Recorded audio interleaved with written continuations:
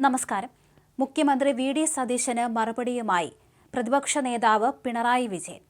ആനുകൂല്യങ്ങൾ തോന്നിയവർക്ക് കൊടുക്കുന്ന രീതിയാണ് നടന്നു വന്നതെന്നും അതാണ് അവസാനിച്ചതെന്നും അദ്ദേഹം പറഞ്ഞിരുന്നു. അതിന് മറുപടിയായിട്ടാണ് പ്രതിപക്ഷ നേതാവ് രംഗത്ത് വന്നത്.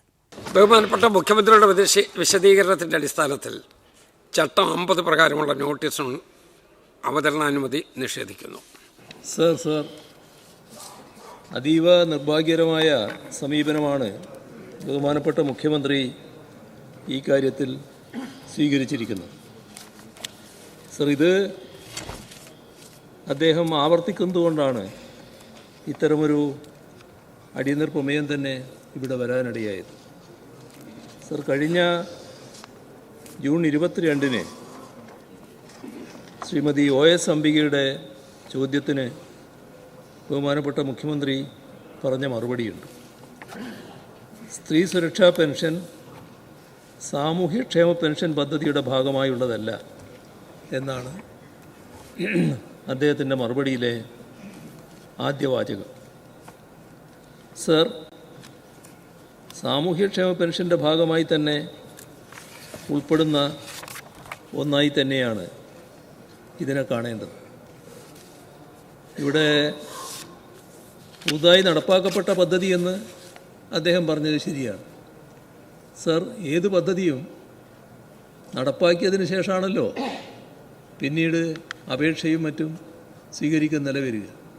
ആ തീരുമാനം വന്നതിന് ശേഷമാണ് അപേക്ഷ നൽകുന്ന നിലയുണ്ടാവുക. സർ, ഇവിടെ 30-നും 60-നും ഇടയിൽ പ്രായമുള്ള AAY അല്ലെങ്കിൽ PHH റേഷൻ കാർഡ് വിഭാഗത്തിൽ ഉൾപ്പെടുന്ന മറ്റ് പെൻഷനുകളോ സർക്കാർ അല്ലെങ്കിൽ സമാന സ്ഥാപനങ്ങളിൽ നിന്നുള്ള സ്ഥിര വരുമാനമോ ലഭിക്കാത്ത അർഹരായ സ്ത്രീകൾക്കും ട്രാൻസ്ജെൻഡർ വ്യക്തികൾക്കുമാണ് അപേക്ഷിക്കാൻ അവസരമുണ്ടായിരുന്നത്. സർ, അപേക്ഷകരുടെ അർഹതയുടെ പരിശോധനയെ നടന്നില്ല എന്നാണ് മുഖ്യമന്ത്രി സ്ഥാപിക്കാൻ നോക്കിയത്.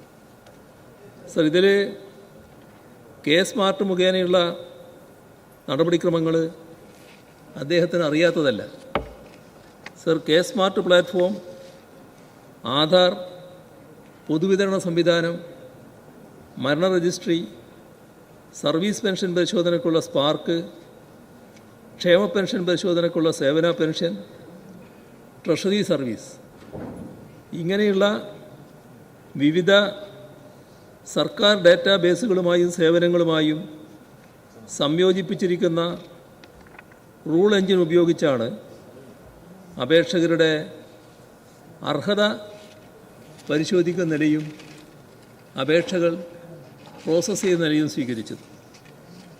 സർ, അതോടൊപ്പം തന്നെ അർഹരായ അപേക്ഷകർക്ക് ബാങ്ക് അക്കൗണ്ട് വിവരങ്ങളും ആവശ്യമായ അനുബന്ധ രേഖകളും പോർട്ടൽ മുഖേന സമർപ്പിക്കാനും അവസരമുണ്ടായിരുന്നു. സർ, ഇവിടെ സ്വീകരിച്ച മുൻകരുതലുകൾ അപേക്ഷിക്കുന്നയാൾ ആധാർ കാർഡ് നൽകുമ്പോൾ സർക്കാരിൻ്റെ മറ്റ് പെൻഷൻ പദ്ധതികളിൽ അംഗമാണോ, ബോർഡ് പെൻഷനുകളിൽ ഭാഗമാണോ, ക്ഷേമ പെൻഷൻ ഉണ്ടോ, ഇതെല്ലാം പരിശോധിക്കപ്പെടുന്നുണ്ട്. അതോടൊപ്പം തന്നെ ജീവനക്കാർക്കുള്ള സ്പാർക്കിൽ ഭാഗമാണോ എന്നത് K-സ്മാർട്ട് തന്നെ പരിശോധിക്കുകയാണ്. സർ, IAY, BPL കാർഡ് തുടങ്ങിയ രേഖകൾ പരിശോധിച്ച് സ്ത്രീ അല്ലെങ്കിൽ ട്രാൻസ്ജെൻഡർ ആണ് എന്ന് സിസ്റ്റം ഉറപ്പാക്കുന്നു. എല്ലാ സർക്കാർ സംവിധാനങ്ങളുമായുള്ള ഇൻ്റഗ്രേഷനിലൂടെയാണ് ഇത് സാധ്യമാക്കിയത്. അദ്ദേഹത്തിനറിയാം ഇതെങ്ങനെയാണ് രൂപപ്പെടുത്തിയത് എന്ന്. ഇത്തരമൊരു സംവിധാനം പ്രത്യേകമായി K-സ്മാർട്ട് സംവിധാനം രൂപപ്പെടുത്തിയതാണ്. സർ, തദ്ദേശ ഭരണ സ്ഥാപനങ്ങൾ അന്തിമമായി അംഗീകരിച്ച ഗുണഭോക്താക്കൾക്കാണ് ആനുകൂല്യം ലഭിക്കുക. ഏറ്റവും വലിയ പ്രത്യേകത ഇതിൻ്റെ സുതാര്യത തന്നെയായിരുന്നു. എല്ലാ ഘട്ടങ്ങളിലും സുതാര്യത ഉറപ്പാക്കി തിരഞ്ഞെടുത്ത ഗുണഭോക്തൃ ലിസ്റ്റാണ് ഇവിടെ ഉള്ളത് എന്നത് ബഹുമാനപ്പെട്ട മുഖ്യമന്ത്രിക്ക് അറിയാത്തതല്ല. എന്തുകൊണ്ടോ അത് അട്ടിമറിക്കാനുള്ള എന്തോ ശ്രമം നടക്കുന്നു എന്നാണ് സംശയിക്കേണ്ടതായിട്ടിരിക്കുന്നത്. അതിൻ്റെ ഭാഗമായിട്ടാണ് അദ്ദേഹം ആവർത്തിച്ച് പറയുന്നത് തോന്നിയവർക്ക് കൊടുക്കുന്ന നിലയാണ് ഇവിടെ സ്വീകരിച്ചിട്ടുള്ളത്. ഇത് ബഹുമാനപ്പെട്ട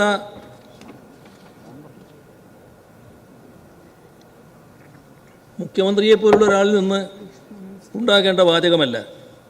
സർ, ആ ഗൗരവമായ പരിശോധന, അതിലൂടെ സുതാര്യത ഉറപ്പുവരുത്തിയാണ് ഈ പറയുന്ന അപേക്ഷകൾ അർഹത തീരുമാനിക്കുന്നതെന്നത്.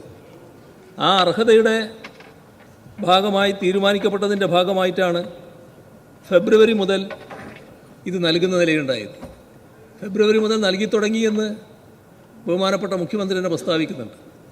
തീരുമാനിച്ച് അപേക്ഷ ക്ഷണിച്ച് അത് പ്രോസസ്സ് ചെയ്ത് അതിൻ്റെ നടപടിക്രമങ്ങൾ അവസാനിക്കുന്നതിന് സമയമെടുക്കും.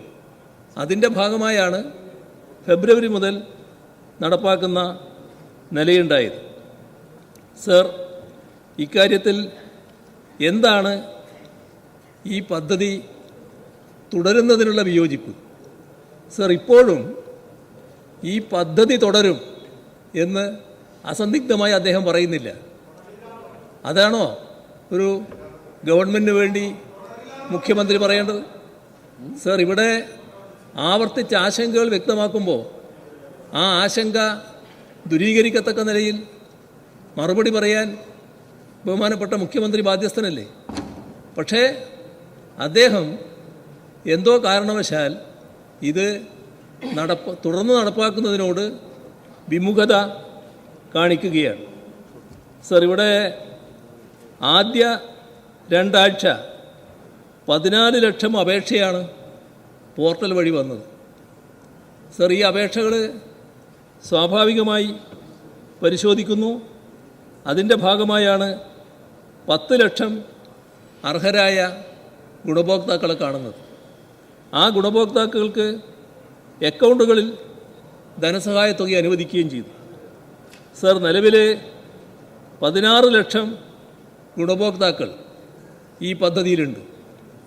സർ, ഏത് ഇത്തരം പദ്ധതികളും തുടങ്ങുന്ന സമയത്ത് തന്നെ പൂർണ്ണമായും ആളുകൾ അപേക്ഷിച്ചു എന്ന് വരില്ല. അപേക്ഷിക്കുന്നതിന് കുറച്ച് സമയമെടുക്കും. ഓരോ പദ്ധതിയും പരിശോധിച്ചാൽ കാണാൻ കഴിയും മാസങ്ങളും വർഷങ്ങളും കഴിയുമ്പോൾ എണ്ണം കൂടി വന്നു.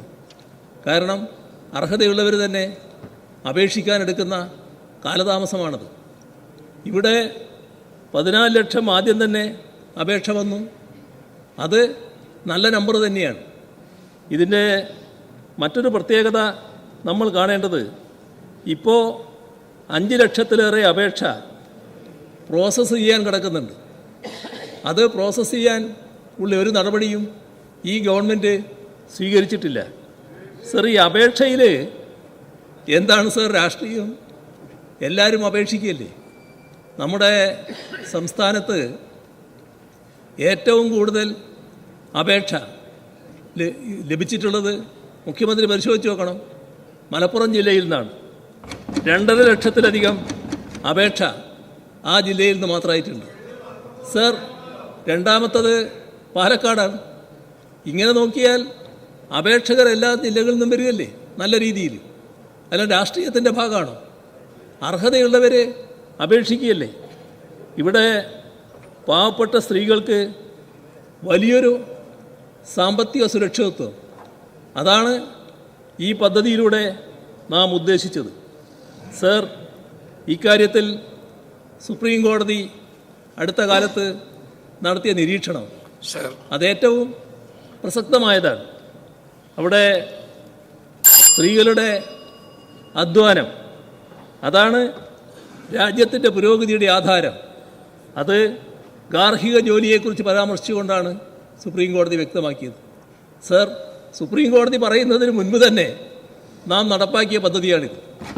ഈ പദ്ധതിയോട് ഇത്തരത്തിലൊരു വിമുഖത മുഖ്യമന്ത്രി കാണിക്കുന്നത് ശരിയല്ല, ഗവൺമെൻറ് കാണിക്കുന്നത് ശരിയല്ല.